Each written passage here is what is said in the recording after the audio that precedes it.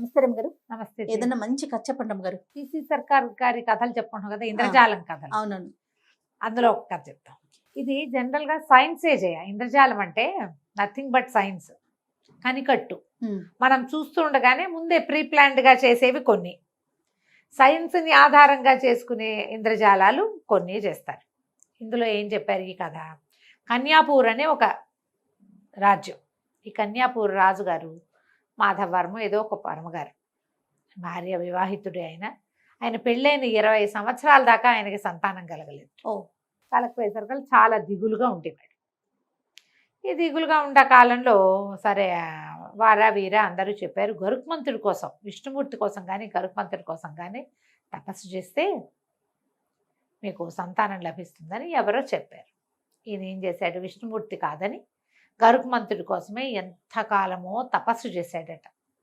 చేస్తే గరుత్మంతుడు ప్రత్యక్షమై సరే నీకు సంతానం కలుగుతుంది, అయితే నీ భార్యకి ఏం జన్మించినా దాన్ని ముట్టుకోవద్దు, అది ఎక్కడ జన్మించిందో అక్కడే అలాగే ఉండనివ్వండి, నీకు సంతానం ఉంది అని చెప్పాడు.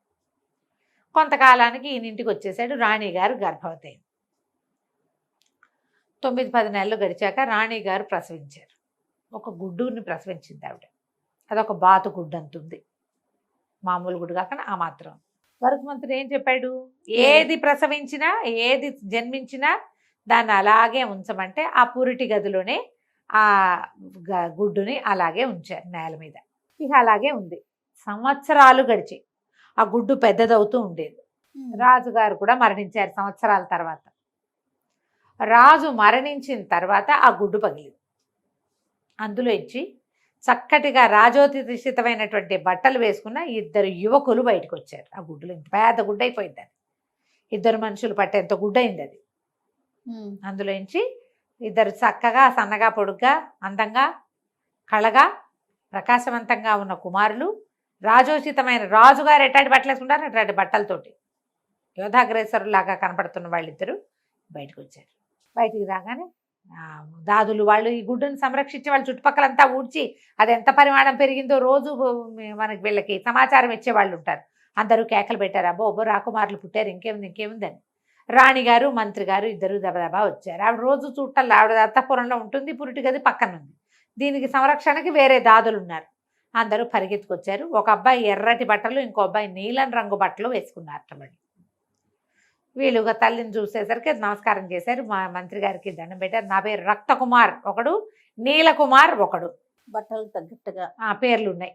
నేను రక్తకుమార్ని, నేను నీలకుమార్ని అని చెప్పారు.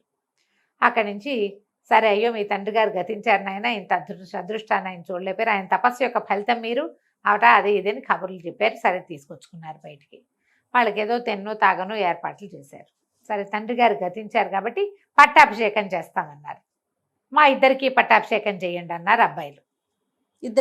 ఇద్దరికి చేయాలనేసరికల్ ఇద్దరికి పట్టాభిషేకం చేస్తామంటే అనేసరికల్ ఎవరి బుక్కకి వాళ్ళకే పట్టాభిషేకం అన్నారు అబ్బాయిలు. దీన్ని 2 భాగాలు చేయండి, ఎవరి భాగం వాళ్ళకి ఇచ్చేయండి రాజ్యాన్ని, మా భాగానికి మేము అవుతాం అనేసరికల్ మంత్రి ఆశ్చర్యపోయాడు. ఇప్పుడు ఎట్లా చేయాలి? 2 కుమారులు పుడతారని ఎప్పుడు ఊహించలా. ఒక కుమారుడు అనుకున్నారు. అసలు అది ఏమవుతుందో వీళ్ళకి తెలియదు. అసలు కుమారులు వస్తారో ఇంకేమిటి వస్తుందో అందులో పెద్ద గరుత్మంతుడు బయటకు వస్తే వీళ్ళు చేయగలిగేది ఏముంది? కుమారులు వచ్చారనే సంతోషం కాస్త విభజన అనగానే భయం వేసింది. ఇది కన్యాపూర్ చాలా పెద్ద రాజ్యం. దీన్ని 2 ముక్కలు చేయటము అంటే దాని మీద బోల్డ్ డిస్కస్ చేస్తే రాకుమారులు అన్నారు, ఆస్తులు సగం, రాజభవనం సగం, రాజ్యం సగం. సరే పోనంత కొంతమంది న్యాయాధిపతుల్ని, నగర పెద్దల్ని, ప్రముఖుల్ని పిలిచారు. అన్నీ మాట్లాడుకుని అన్నీ లిస్ట్ అవుట్ చేశారు, ఏవేవి రాజరికపు ఆస్తులు అవన్నీ కూడా. 50-50. అయితే ఒక జడ్జి గారు చాలా పెద్ద ఆయన ఏమన్నాడంటే, అన్నీ బాగానే ఉన్నాయండి, సహజ సరస్సు ఉంది మనకి, సజీవ సరస్సు, జీవ సరస్సు అంటాం, దాన్ని ఎట్లా భాగం చేస్తాం అనేసరికల్ రాకుమారులు అన్నారు, ఆ దాన్ని కూడా సగం చేయాల్సిందే, మధ్యలో కట్టేయండి అన్నారు. ఈ సరస్సు ఏమిటి, ఎలాంటిది? దాదాపుగా కొన్ని ఎకరాల మేర విస్తరించింది. అది మధ్యలో కొంత భాగంలో ఇసుక మేటలు, కొన్ని కొండరాళ్ల లాంటివి ఉండి, ఆ రెండిటికి చివరి దాకా ఉండి కొంతమేర ఖాళీగా ఉంటుంది. ఒక సరస్సులో నుంచి నీళ్ళు ఇంకో సరస్సులోకి వెళ్తూ ఉంటాయి. సరస్సు మొత్తం ఒకటే, కానీ మధ్యలో ఒక చిన్న ద్వీపం లాంటిది ఉంది. కొండరాళ్ళు అడ్డం ఉండి పూర్తిగా 50-50 చేసేయకుండా 80% దాకా రాళ్ళు ఉన్నాయి, 20% కామన్గా ఉంది ఈ సజీవ సరస్సుకి. ఇప్పుడు దీన్ని ఏం చేయాలి అని బాగా ఆలోచించారు. ఏముంది, ఆ కాస్త కోన ఉంది కదా, ఆ కోనని ఒక వంక మిగిలింది, ఓ డొంక లాంటిది. డొంకని రాళ్ళు పెట్టి మూసేస్తే ఆయన భాగం ఆయనకి, ఈయన భాగం ఈయనకి అన్నారు. ఇందులో ఒక ప్రాబ్లం ఉంది.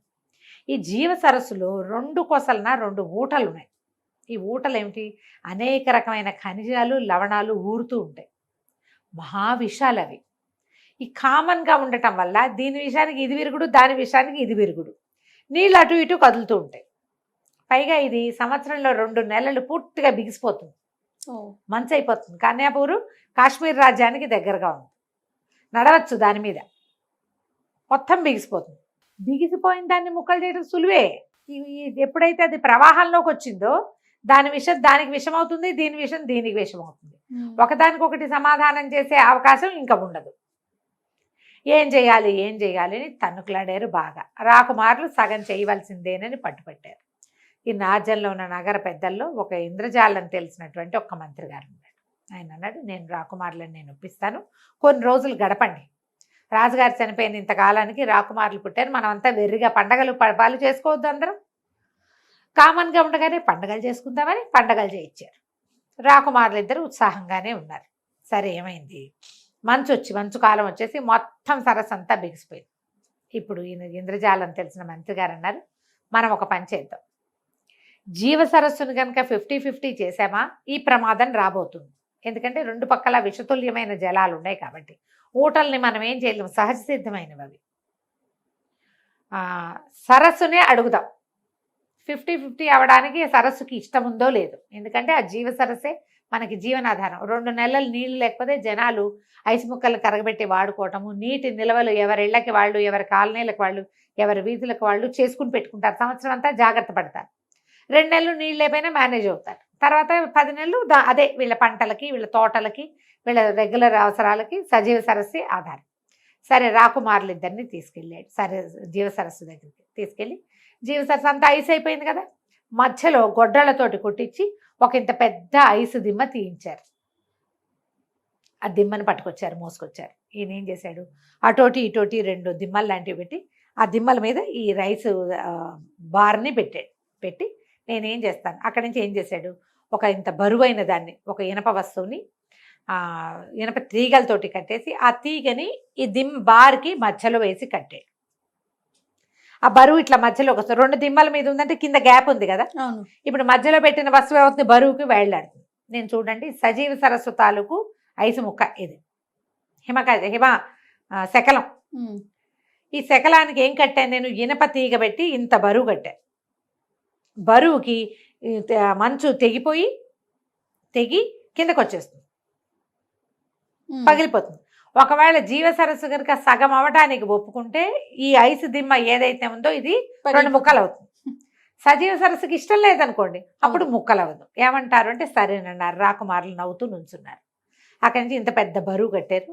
ఈ ముక్క ఐసు ముక్క కోసేస్తోంది, ఇనప తీగ పెట్టి కట్టారు కదా, ఆ తీగ కోసేస్తోంది. క్రమంగా బరువు పెరిగి టప్పమని ఆ ఇనప వస్తువు కింద పడిపోయింది. కానీ ఐసు దిమ్మగానే ఉంది. తెగింది, తెగటం వల్లే ఆ వస్తువు కిందకు వచ్చింది, తాడుతో సహా కిందకి వెళ్ళిపోయింది, కనపడుతోంది ప్రత్యక్షంగా. దిమ్మ మాత్రం పగల్లా. వెళ్ళిపోయారు అందరూ. రాకుమారులు అన్నారు, చాలా బాగుంది, బ్రహ్మాండంగా ఉందని చప్పట్లు కొట్టారు. చూసారా, జీవ సరస్సుకి ఇష్టం లేదు, సగం అవటం ఇష్టం లేదు చెప్తోంది సమాధానం అన్నాడు మంత్రి. రాకుమారులు ఇద్దరు నవ్వారు. జీవ సరస్సుకి ఇష్టం లేదు, పరమేశ్వరుడి కూడా ఇష్టం లేదు. ఎందుకంటే ఇది 2 భాగాలు కాదు, ఇద్దరం కాదు, ఒక్కళ్ళమేనని ఆ రక్తకుమారుడు ఆ నీలకుమారుడిలో కలిసిపోయాడు. వాళ్ళిద్దరూ ఒక్క కుర్రాడుగా కనపడ్డారు. మన బ్లడ్లో రక్త నాళాల్లో ఒకటి నీలంది, ఒకటి ఎర్రదే ఉంటుంది. వాళ్ళిద్దరూ అట్లాంటి వాళ్ళు అన్నమాట. మన ప్రజలు ఇక్కడ ఉన్న పాలన యంత్రాంగం ఎంత తెలివైందో తెలుసుకోవడం కోసమే ఈ పని చేసాం. మంచు ముక్క కోసినా ఆటోమేటిక్గా చల్లదనానికి మళ్ళీ అతుక్కుపోతుంది, అది తెగదు.